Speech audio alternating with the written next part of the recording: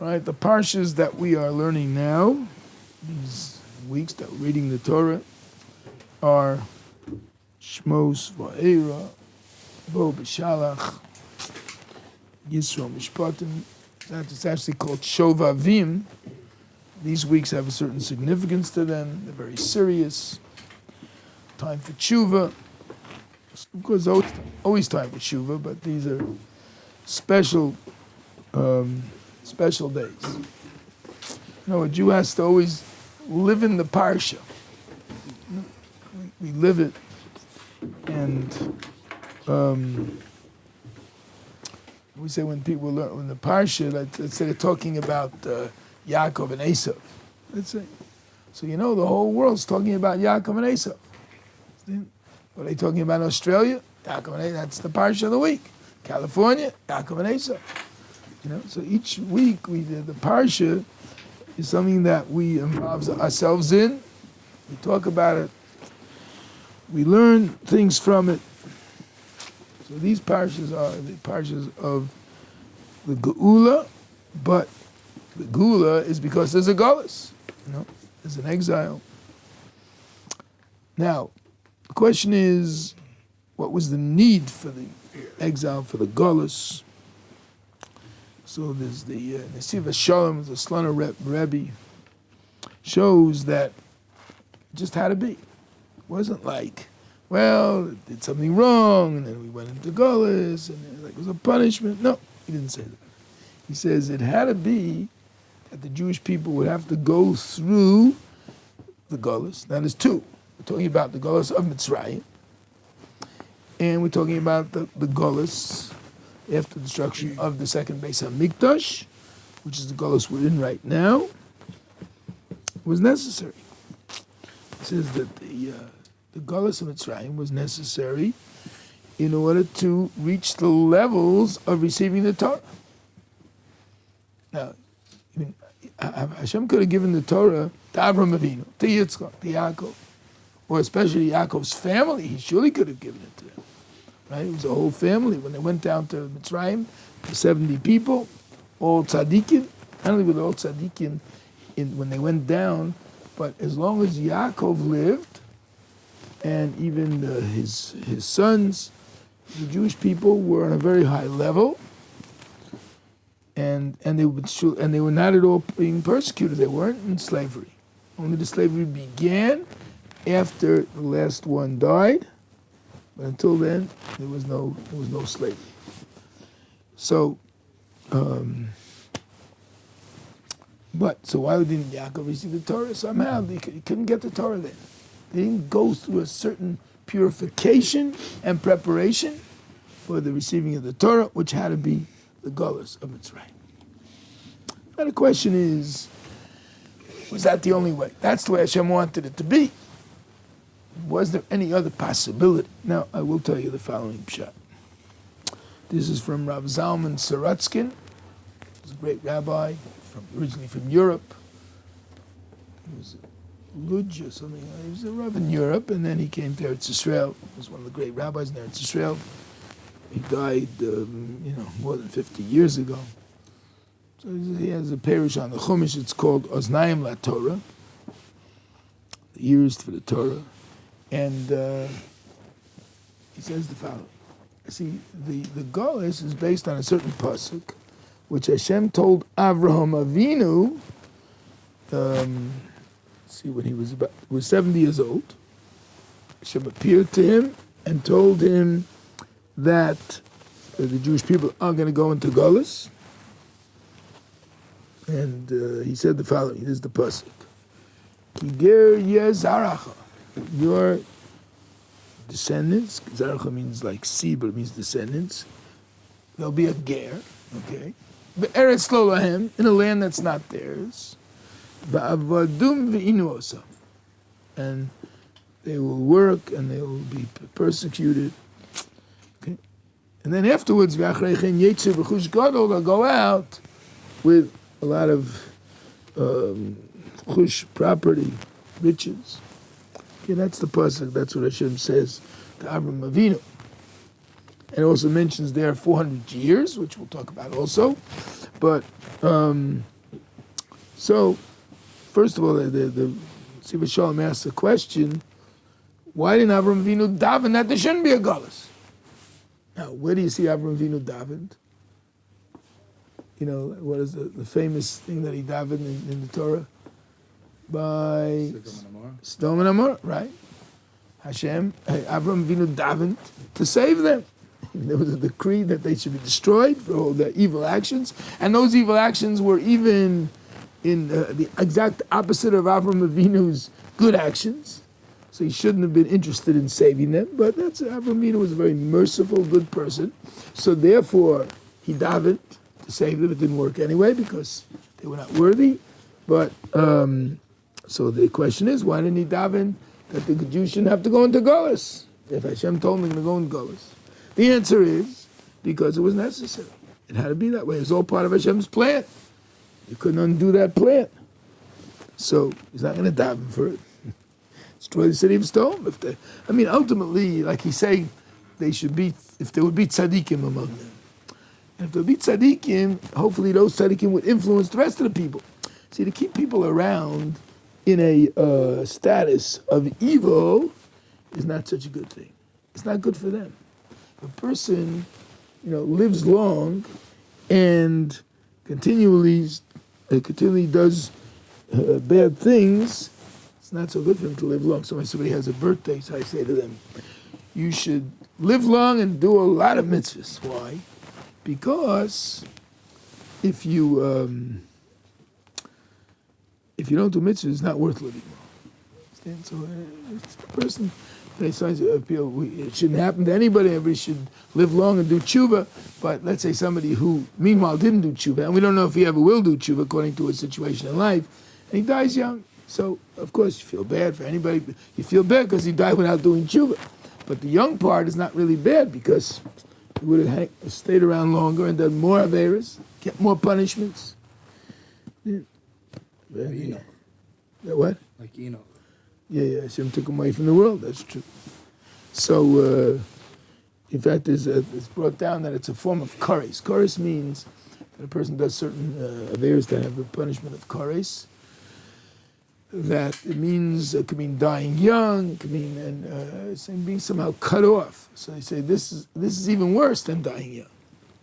Hashem lets him live longer and do more averas. Hashem's not forcing him to do averas, he has free will. But still, it's a bad thing. So it's better to not to be in this world for that reason. So Hashem told Avraham Avinu they're going to be in the Galus, and Avinu, they say didn't daven because he understood also this is the purpose. Now, so in that pasuk it says again that they will be. Ger zaracha, your descendants will be a ger is like a sojourner. Beretz lo lahem, in a land that's not theirs. V'avadum v'inu osam arba yemei shana, for 400 years. V'acharei chen yetzu b'chush gadol. Now the point of the 400 years is discussed. How long were they really there? 210. Right. So what happened to the other 190 years? And there are many explanations on that. First of all, there's the Vilna Gaon, who says the following. The Vilna Gaon shows how it's hinted in the Torah, one of the explanations. It says in last week's parasha, or yesterday's parasha, Vayamaru es chayehim, and they embittered their lives. Embittered the lives of the Jews, the Mitzrim did. Now, Vayamaru, chayim, their lives. Now the trop, that means the note on top of Vayimaros chayim is Vayimaru es chayim. Okay, and then it's called kadma v'yazla. So the Vilna Gaon says that take the gematria of kadma v'yazla, those two words, they're Aramaic words, and you figure it out, it comes out to 190. Kadma v'yazla is 190. What's the significance? Now, kadma means like to proceed, and azla means to go. So they proceeded and they're going 190 years. So that's how the Vilna Gaon says it's hinted at in the notes, not even in the words, but in the notes. That they went out. Okay, that's, I say, one of the explanations. So in which parsha? Last week's parsha? Yeah. They bitted their lives, meaning, so what's the pshat? The pshat is that they're really supposed to be there 400 years. But since they worked so hard, they did 400 years work in 210 years. Actually, they didn't even work 210 years, but whatever it is, it was condensed. And, it says in the end of the parsha that, yesterday's parsha, it says that work started getting more difficult. And then Moshe Rabbeinu came to Hashem and said, here, you sent me to take them out, and now I went, it's getting even worse. But the answer was, the getting worse was really the preparation for the Geula. Because they had to finish it up, they had to get everything. Hashem wanted to take them out. Now, one other reason why Hashem took them out at this 210 years was because he couldn't let them wait any longer. Because they were getting so deep into the tumah, 49 levels of tumah, and Hashem said, they get in the 50th, they'll never get out. Now, Saratskin says on that also something. He says, there are 50, right? He says, today we're in the 50. They were 49, they didn't get any deeper. We're in the 50th. So, how do we survive? The answer is, after you receive the Torah, you can survive in the 50th. But otherwise, they didn't have the Torah yet, and therefore they could only have 49. So that's a reason why Hashem took them out at that time. Another explanation is that the 400 years begins from the time of Yitzchak Avinu, when he was born. And it was exactly from the time of Yitzchak. Avram Avinu was born in 1948 of the creation. The Bris Ben Esarmai said was 70 years later, and Yitzchak was born in 2048. Because Avram Avinu was 100 years old. And then the Gulas Mitzrayim was exactly 400 years later. That's 2,448. 2,448 was the time of Gulas Mitzrayim. So it started in the time of Yitzchak. So now Rav Saratskin explains the following. In this pasuk, there's three stages in the Gulas. So again, Hashem is telling Avram about the Gulas. And he says that it's Kigeria Zaracha, your descendants will be sojourners. That even applies to Yitzchak. Why? Because the Avos, Avraham, Yitzchak, and Yaakov, although they lived in Eretz Yisrael, were never considered like the owners of the land, even though Hashem promised it to them. But meanwhile, Hashem didn't really give it to them until they came back after going out of Mitzrayim, and they came back to Eretz Yisrael, then it became theirs. Until then, it was not theirs, and therefore they had the law of a sojourner. And therefore, so even Yitzchak, who never left Eretz Yisrael, was called a ger. He wasn't really like a permanent resident. He was a ger. So that's ger. Now, the Eretz Lo Lahem is the second stage in a land that's not theirs. By the way, it didn't say which one it is. I mean, Hashem chose Mitzrayim, but it didn't have to necessarily be Mitzrayim according to the verse. Now, so Eretz Lo Lahem is the time of Yaakov as a Mitzrayim, and even his sons, which were very pleasant days. It says that Yaakov Avinu, his best years were the 17 years he spent in Mitzrayim. Best years of his life. Because, he had all these problems with Esav, and then with his sons, Yosef, and there was a problem with Dinah. I mean, with Lavan, when he went to find a wife, Yaakov had a life of suffering. So that was until then, but in the last 17 years, he was in Mitzrayim, really, I'm not saying living it up because Yaakov wouldn't live up to it. Yaakov Avinu was serious, even though it says in Parshas Vayeshev that Vayeshev Yaakov, says Rashi, Bikesh Yaakov, Leishev B'Shalva, Yaakov wanted to sit in tranquility, and Hashem says, no, that's for the Olam Haba. In this world, suffering, and then the whole thing with Yosef started. That's what Rashi says. So Yaakov Avinu, as you think, so what is he looking for? A vacation, a good time, relax. No, he's just looking that he shouldn't have to suffer so that he can do mitzvahs better. That's why he wanted the tranquility. So, but however, these 17 years that Yaakov was in Mitzrayim, the last 17 years of his life were the best years. Also, another reason is because he had a tremendous amount of descendants during those times, and in those days they were totally devoted to the traditions of the Jewish people. In fact, that's one of the questions they asked: why didn't Yaakov get the Torah? Because he even had a lot of descendants. According to this one interpretation, says he had 600,000, which is not too understandable because it was only 17 years. I mean, even if in the last week's parsha we spoke about 6 at once, but to get to those kind of numbers, all right, whatever, that's what it says. So these were his very good years. So again, that goes like that. The first stage is Ger Yezaracha, that's from Yitzchak. It's Lolahem in a land that wasn't theirs. So that's the second stage, but it was not in their land, but there was things were good.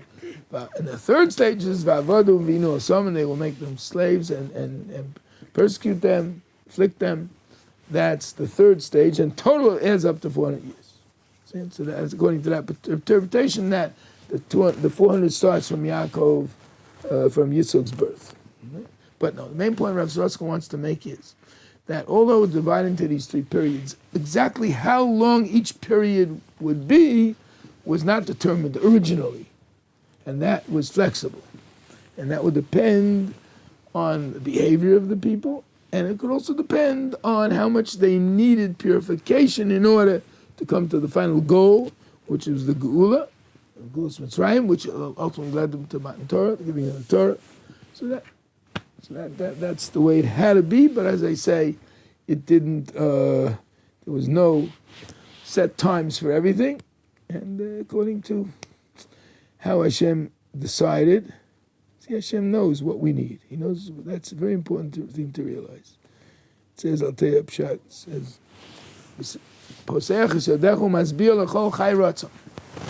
It's in, where is it? 145. In Ashri, yeah. 145 in Tehillim. So, it says, it's very important pasuk, because if you didn't have kavanah, you're supposed to repeat it. So you finished Ashri, I forgot to say, I said it, but I forgot to have kavanah, you have to go back. Now, I'm not saying, it depends where, but maybe even after Shemana Esrei, whatever, you have to go back to say, from there to the end. Now, let's take the pasuk. You open up your hand, and you satisfy every living thing, ratzon what it wants. That's what it sounds like.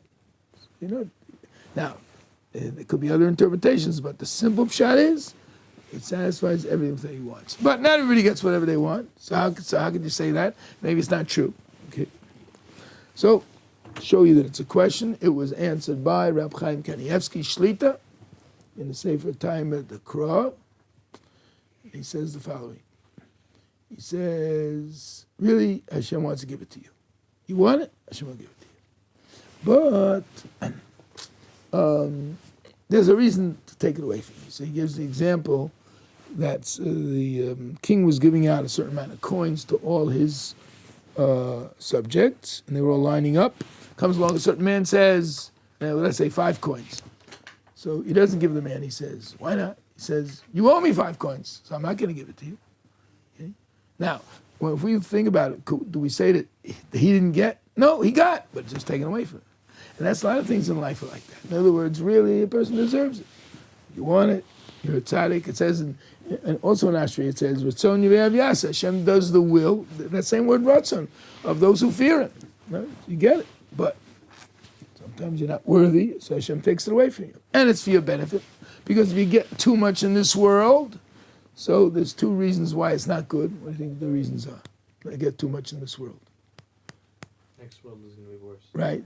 It's going to be take off from your reward of the world to come. And the other reason is because it could spoil you. It says in the pasuk, Vayishman, Yeshurun, Vayiva. And Yeshurun, which means Jewish people, they became fat and they kicked. Meaning, and they went away because they became rich. So it's dangerous. So to have it too good in this world. So Hashem takes it away. It's always for a good reason. So that's Hashem gives satisfaction to every person what they want. So, but Hashem takes it away. Now I have a different pshat. That's Reb Chaim, so that's a better pshat than my pshat, but anyway, I have a pshat. It says like this. There's 5 parts to the neshama. You know what that means? Nefesh, Ruach, Neshama, Chaya, and Yechida. Okay, there's 5 parts. Now I'm not going to explain it to you because I can't say I understand it myself. But whatever it is, one of them is called Chaya. So I want to say, and I don't know why this particular one, but that's what the pasuk means. Hashem satisfies every living thing, every soul with what it wants. See, the soul, that's it. In other words, meaning, a person comes to this world, a tikkun for his neshama, you have to come for a reason. So I say, especially a person's a gilgul, means he has to come and get into this world to accomplish a certain thing. So everything in his life is already set for that. Couldn't be different, because that's not what he's supposed to have. He comes for a tikkun, he's supposed to have the world, it's supposed to be a certain way. So therefore, whatever happens, that's Hashem's plan. So again, so the idea of why Hashem divided up those years of how many's going to be living in Israel, how many's going to be living in Israel in a good way, how many's going to be slavery. It's going to be according to what the people need. And here, when it comes to Mitzrayim, you see, regardless of Mitzrayim, it wasn't only what they needed at that time, but it was needed, again, to be prepared for the giving of the Torah for the ultimate success of the Jewish people. So that's the Galus Mitzrayim. They had to be there. They had to go through the slavery and all the persecution, and it was all for a good purpose. You see, sometimes a person would know that his suffering is helping other people, and really it is.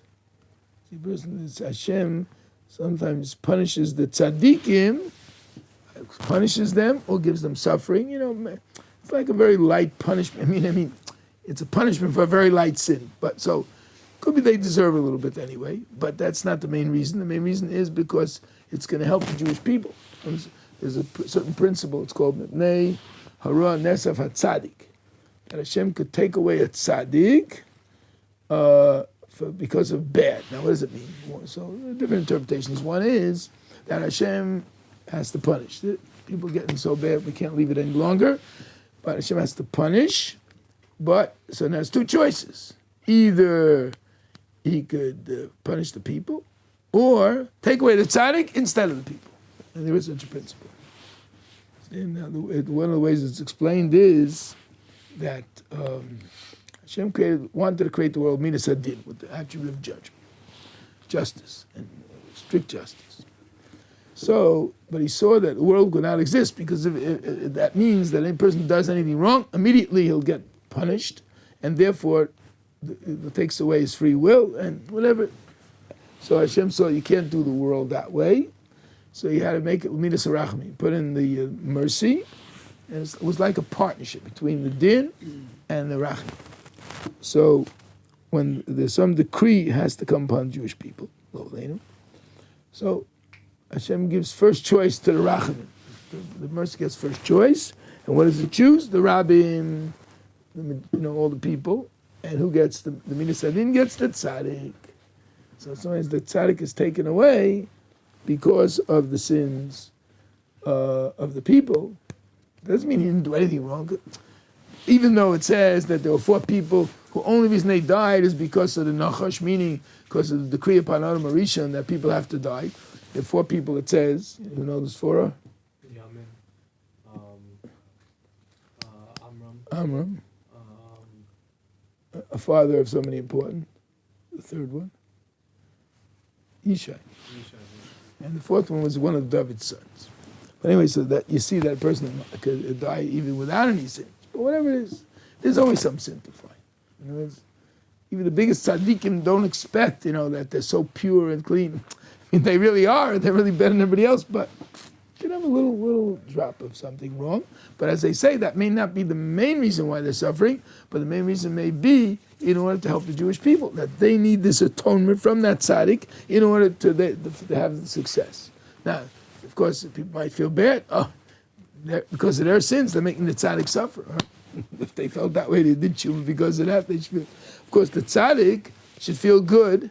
Look, he may be suffering, and therefore he wants to get better. You know why he wants to get better? As I mentioned earlier about Bikesh Yaakov Leisha B'Shalva. The tzaddik wants good health, only made for one reason, that he should be able to do mitzvahs and learn and daven without suffering, because he won't be able to do it as well if he's suffering. But on the other hand, if Hashem decides to give him a certain amount of suffering, then he should know that suffering is atonement for him and atonement for the Jewish people, and people are even getting good things because of his suffering. So again, I'm not saying he has to ask for it for that reason, but when he has it already, he should already be happy that he's helping other people. So, as you say, the suffering is necessary. So again, there was the suffering of Mitzrayim, the Golus Mitzrayim, and the suffering of the Golus afterwards. And it was really necessary. And it had to be a certain amount, and according to Hashem's plan. So, and it's for the ultimate good. Now, if it's good for this world, I think it's good for the next world. Chafetz Chaim says the following. He says, why did Hashem bring the Geula in earlier generations? I'm talking about in our Golus. Doesn't mean they weren't worthy. I mean, because we're going to have a question. Why? Let's say Be'ez Hashem is going to be soon. In our times, as we say in the Kaddish, B'chayechan of Yomechan, in our times, now we're alive. So then it's going to be a big question. Those other generations, they were much bigger tzaddikim. Why didn't they get the Gula? We get it. So I brought down that it says Oz Yimolei Schok Pino. We say in the Shir Malos. At that time, it's going to be Schok Pino. We're going to have, in a sense, laughter. It's going to be a joke. And our generation was the one who was worthy for the Gula. I don't know. We say in the Aleinu, we say Al Keni Kav Hashem Ros Meher V'Sver Zelu. We want the time to come, and we'll see Hashem's greatness, and everybody recognize. So Lahafno say Lechol Kol Rishei Oretz. They will turn to you, all the Rishayim. So you say those Rishayim deserve it.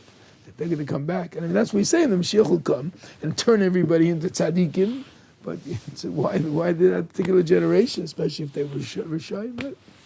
All of Hashem's, and it's in Hashem's plan. So Chafetz Chaim says, why did Hashem bring in the early generations? So he says the following, that really they deserved it, and they were very good. They were good people, meaning they kept the Torah. There were times, in Jewish history, when everybody was from, there's no such thing. A Jew not keeping mitzvahs? The definition of a Jew, somebody keeps mitzvahs, Asher Baruch Habanu, and he can change by mitzvah. So that's our whole purpose. So to be a Jew without doing mitzvahs just doesn't fit. A cow that doesn't give milk. So that's what it's really supposed to be, and it was. I tell a little bit of story we once heard from a taxi driver. My wife and I heard a taxi driver told us a story about his grandfather who lived in Baghdad in time of the Ben Ish Chai. The Ben Ish Chai died in 1909. So he was talking about the late 1800s, early 1900s. The Ben Ish Chai was Yosef Chaim of Baghdad. In his time, he had total control over the people of Baghdad, the Jewish people. They could not do any avera publicly. He went into restaurants, the non-Jewish restaurants, and he says, "You're not allowed to serve food to a Jew." And they listened. Yeah? And they told one story about certain people are very careful about not ever cutting their beard. Never. Like my two sons, Hasidim, they never cut their beards. So there was a certain person in Baghdad who worked for the Iraqi government, and he wanted to trim his beard. No, not cut it, trim it. And they reported him to the Ben Ish Chai. So there was a time. That's the way it was supposed to be, and it was like that. They didn't have to have schools for girls. They just picked it up from their mothers. That's the way it was. But then the Chavetz Chaim says, now the Chavetz Chaim is also about more than 100 years ago in his times. And he says that, no, in our times you can't let it go anymore. He's explaining why the Mashiach has to come as soon as possible, because people are just not doing what they they're supposed to do, and we have to redeem them. But then he says, but in the other generations, Hashem could have brought the Gula, but he didn't bring the Gula because he said that it's a greater schus, a merit for Klal Yisrael, that the Mashiach didn't come yet, even though he should have come, because the more suffering they have, the better it is. Now, and he said two things. What's the suffering itself, which we know there was all the persecutions, and the waiting for Hashem in the Golus, that itself is a big schus. The Jewish people don't give up. No, that's what they say about crying on Tisha B'Av. If maybe something story about Napoleon, or something, that if the Jews cry on Tisha B'Av, is a proof that it's gonna come. The Geula is gonna come. Otherwise, why cry about it? It's like spilled milk. But no, we're gonna have it. So that schus of suffering and the schus of waiting for the Geula will be on the overall merit of Klal Yisrael, and my understanding, it means for Olam Haba. In other words, the whole Klal Yisrael will be on a higher level in Olam Haba because of all the suffering of the Golus. And now, so as I mentioned, the Golus of Mitzrayim was necessary to be on the level to receive the Torah. And the Golus that we're in now is necessary, and this is what the Sivas Shalom says, in order to, for the Or of the Mashiach. In other words, we should be able to somehow benefit from the light of the Mashiach when he comes. We're going to have to be, there has to be this Golus.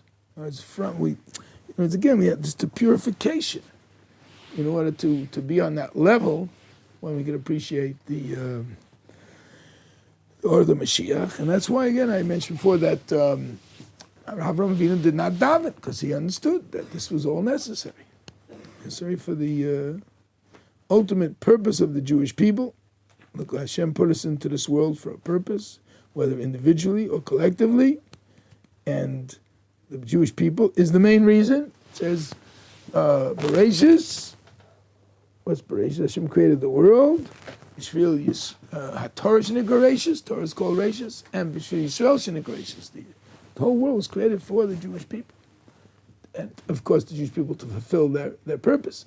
And the Goyim have a very important part in the world too. Their purpose is to help the Jewish people keep the Torah. Whatever they do is for their merit.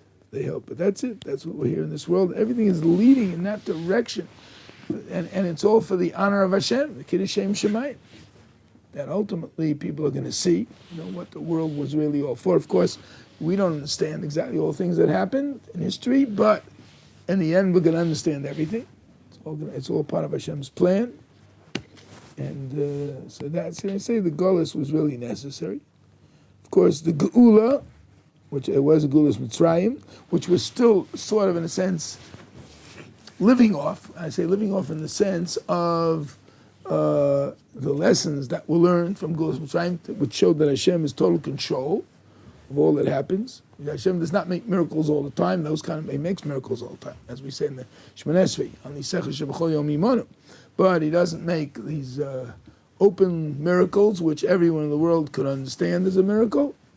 He makes more hidden miracles, but Hashem did it at that time that we could learn from it. So that was that Gula. And then it says that the Gula Asid, the final Gula, will be even greater miracles. And that's all that Hashem's name should be recognized. Everyone should recognize Hashem. That's really what it's all about. Kadosh, Kadosh, Hashem Tzvakos, Malach Haaretz Kvodo is his honor fills the world. That's something that, and Heshmei Rabbah and Vorach, that's also the same idea. And that's something that we're hoping for, and that, of course, that's what Hashem wants. And what we do, so when I say Kadosh, Kadosh, I have in mind, Malach Haaretz Kvodo, is his honor fills the world, but also that we should help to make his honor fill the world. If we live a life that shows the Jewish people living the way they want, that brings a tremendous Kiddush Shem Shemayim. As I remember hearing from Rabbi Mendel Weinbach, Tzedek Tzadik Baruch Hu, was the Rosh Yeshiva in Har Sameach, that it says the Jews are a light to the Goyim, or the Goyim. light to the world. But that does not, and it's true. It brings Chazal tell us that one of the reasons we went into the Golus all over the world is in order to help bring Gerim, even though we discourage Gerim. But one of the reasons that Jewish people went into Golus was to bring Gerim into the Jewish people. That was also part of Hashem's plan. It's important that it should be among the Goyim. There's like people who are very special. It says that all the Shamas of the Gerim were at Har Sinai. They're special, and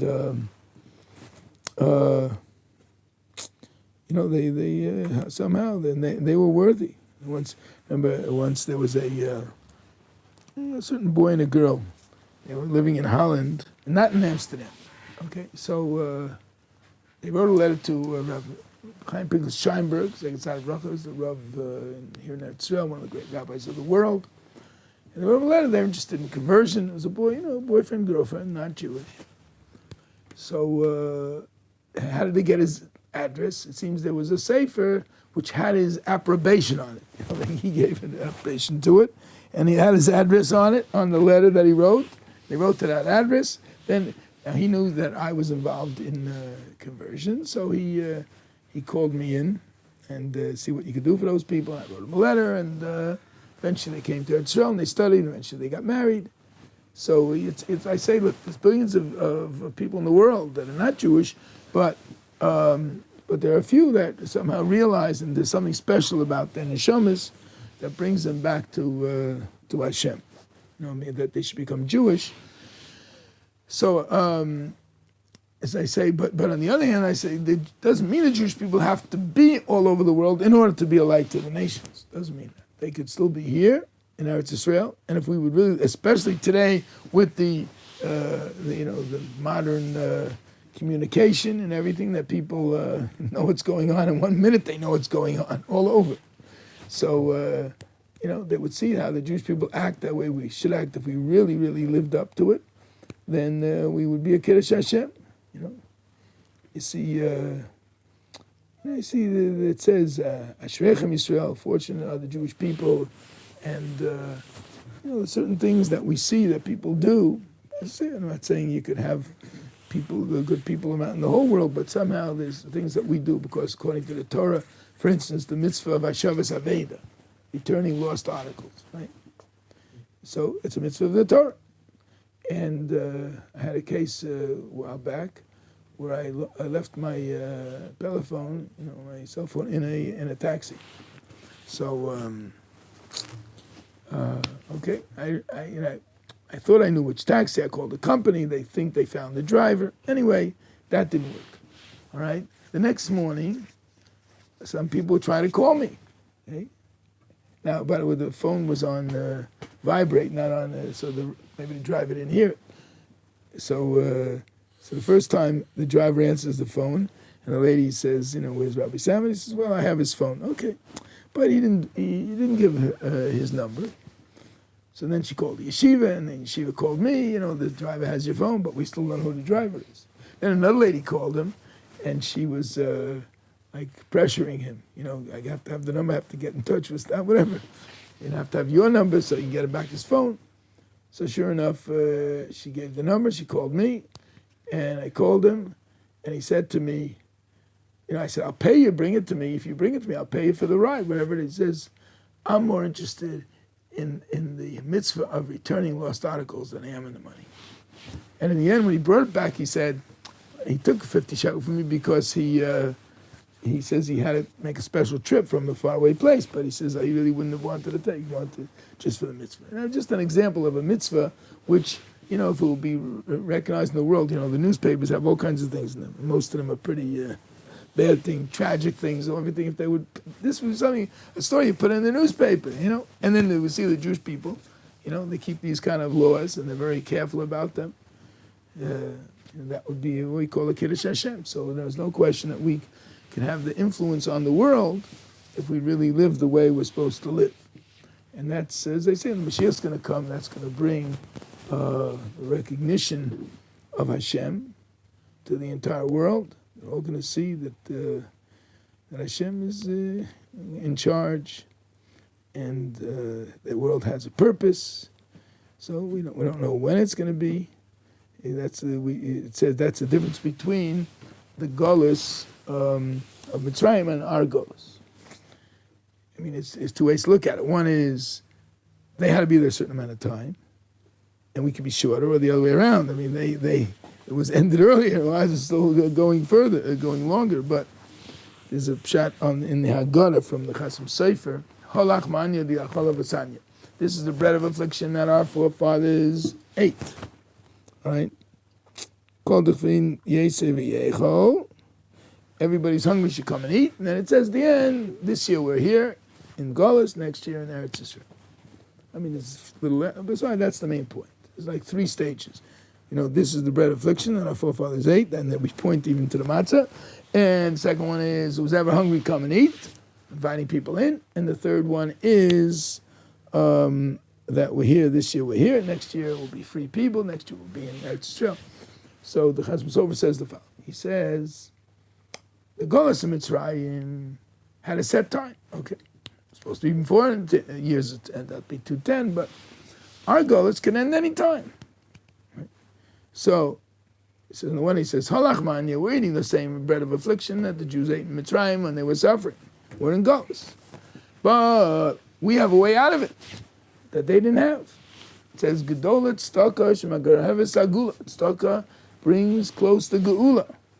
So we're inviting people into our houses, especially poor people, and no place to eat. There was once a story about a certain person in Yerushalayim who always, I don't know if he always had a guest, whatever it is, he was determined, I'm going to get a guest for the Seder. I'm going to guest. Of course, that's my business. And finding people for guests. And the Seder, I tell him, is the hardest time because everybody wants guests. It's a special thing. On the other hand, there aren't so many people available. So there was one person, I have to have a guest. He found a group of soldiers. He went home. He wanted you can't start a Seder without a guest. Anyway, so we say, we're inviting everybody in. That's the mitzvah of tzedakah. And therefore, this year will be in Golus, and next year in Eretz Yisrael, is because that's it. It says the Gedol tzedakah shemakareves hagula. Tzedakah is great because it brings the gula closer. So so that's it. If we could bring the gula closer.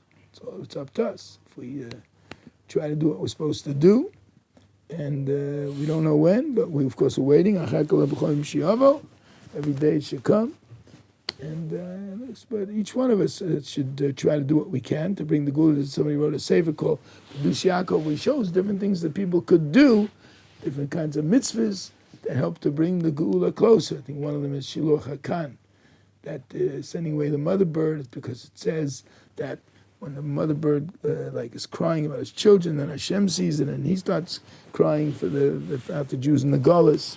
That's one example. It says, we all say in Pirkei Avos, Kol Omer Dover V'Shem Omro, and somebody says something in the name of the one who said it, like quoting the person who said it. Maybe Geula alone, bring a Geula. So there's different things we can do to help to bring the Geula even earlier, as early as possible. And so just, and hopefully we're going to be that group of people who is going to be the one, the Mashiach will come any day, and it's called Yeshua Hashem Ki Haravayin. Hashem's salvation comes suddenly. We don't have necessarily preparation for it. We should be worthy. Amen.